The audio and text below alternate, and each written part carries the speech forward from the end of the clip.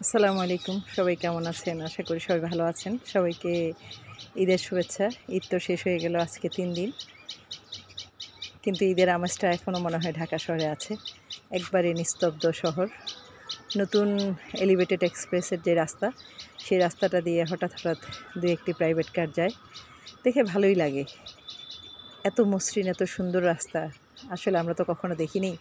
যার কারণে রাস্তাগুলো দেখলে মনে চায় যে আমিও যদি এরকম করে গাড়ি নিয়ে এই পথটা ধরে অনেক দূর কোথাও যেতে পারতাম।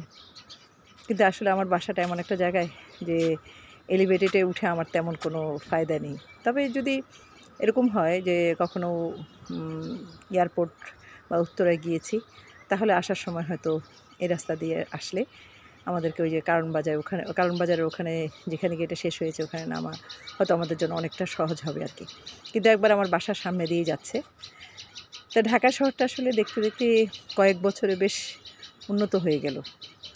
এলিভেটেড এক্সপ্রেস, মেট্রো রেল, এই সুবিধাগুলো আসলে যে যারা ভোগ করছে, যারা এটার সুযোগ সুবিধাটা পাচ্ছে, একমাত্র তারা বলতে পারবে। আমরা আসলে ওটা উপলব্ধি করতে পারছি না। কিন্তু আমরা দেখছি যে আসলে যাতায়াত ব্যবস্থাটা অনেক স্বাচ্ছন্দ্যময় হয়েছে। যে মানুষগুলো ঘন্টার পর ঘন্টা রাস্তায় বসে থাকতো, তারা এখন যে কি আরাম পাচ্ছে, সেটা এই যে গাড়িগুলো চলছে সেটা দেখেই মনে হচ্ছে। ঢাকা শহর এমন একটা জায়গা, এখানে বেশি দিন নীরব থাকলে আসলে ভালো লাগে না। এটা মেইন সিটি, ক্যাপিটাল। এখানে আসলে হৈ হুল্লোড়, গাড়ির শব্দ, মানুষের শব্দ, অনেক লোকজন, এগুলোই মানায়। এটা যদি নিস্তব্ধ হয়ে যায়, মনে হয় পুরো বাংলাদেশটাই নিস্তব্ধ হয়ে যাবে। আমার কাছে মনে হয় আর কি। তবে ছুটির দিনে যে জিনিসটা বেশি ঘন ঘন শোনা যায় সেটা হলো যে ঈদের কয়েকদিন আগ থেকে ট্রেনের খুব শব্দ শুনি। আমরা এমন একটা জায়গায় বাস করি যেখানে ট্রেনও সারাক্ষণ চলে, সেটার আওয়াজও পাওয়া যায়, মানে রেলগেট। আর এখন নতুন করে এলিভেটেড এক্সপ্রেসের এই রাস্তাটা হলো আরেকটা সংযোগ। আবার আমার পিছনে ঠিক ফার্ম গেট, সেখানে আবার মেট্রো রেলের যাতায়াতের ব্যবস্থা। আমরা ঠিক মাঝামাঝিতে আছি। তো উন্নত হচ্ছে সব কিছুই। এই উন্নতির সাথে বাংলাদেশ আরও উন্নত হবে, আরও এগিয়ে যাবে। পুরাতন জীর্ণশীর্ণ দালান কোঠা, একসময় এগুলো বাতিল হয়ে যাবে, একসময় এগুলো হারিয়ে যাবে, এগুলো হয়তো নতুনত্ব পাবে। পাশাপাশি আমাদের মাদ্রাসাটাও কিন্তু অনেক উন্নত হয়েছে। ১০ তলা ভবন পরিপূর্ণ হয়ে গেছে, এখন লিফটের কাজ করবে আর মোটামুটি ছাদ কমপ্লিট করা, এই তো মোটামুটি শেষ।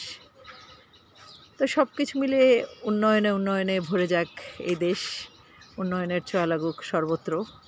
মানুষের মধ্যে মানবতার উন্নয়ন হোক, মানব কল্যাণের উন্নয়ন হোক, মানবতার জয়গান হোক, এটাই সবচেয়ে বেশি দরকার। অনেক বাড়িঘর, অনেক ইট পাথরের দালান কোঠা, এর মধ্যেও মানুষ কাঁদে, এর মধ্যেও মানুষ হাহাকার করে, এর মধ্যেও মানুষকে বৃদ্ধাশ্রমে যেতে হয়। এগুলো অনেক দুঃখজনক। বাংলাদেশের ইতিহাসে তো এগুলো ছিল না, নতুন করে এগুলো যোগ হচ্ছে।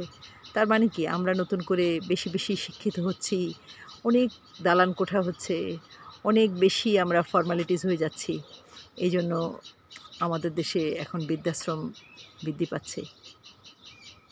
আমরা চাই যে সকল পিতামাতা তার সন্তানদের সাথে তাদের বৃদ্ধ বয়সটা সেরকম আদরে কাটাক, যেরকম আদরে সন্তানকে মা বাবা শৈশবে, কৈশোরে, শিশু বয়সে অনেক যত্নে লালন করেছিলেন।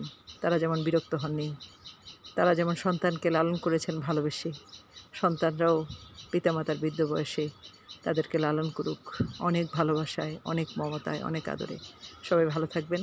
আল্লাহ আমাদের সকলকে ভালো কাজ, ভালো চিন্তা, ভালো বাসা দিয়ে, ভালো চিন্তা দিয়ে, ভালো মমতা দিয়ে আমাদের মা বাবাকে শ্রদ্ধা করার তৌফিক দান করুক। আমিন। ওয়াখির দাওয়ানা আলহামদুলিল্লাহি রাব্বিল আলামিন। আসসালামু আলাইকুম ওয়া রাহমাতুল্লাহি ওয়া বারাকাতুহু।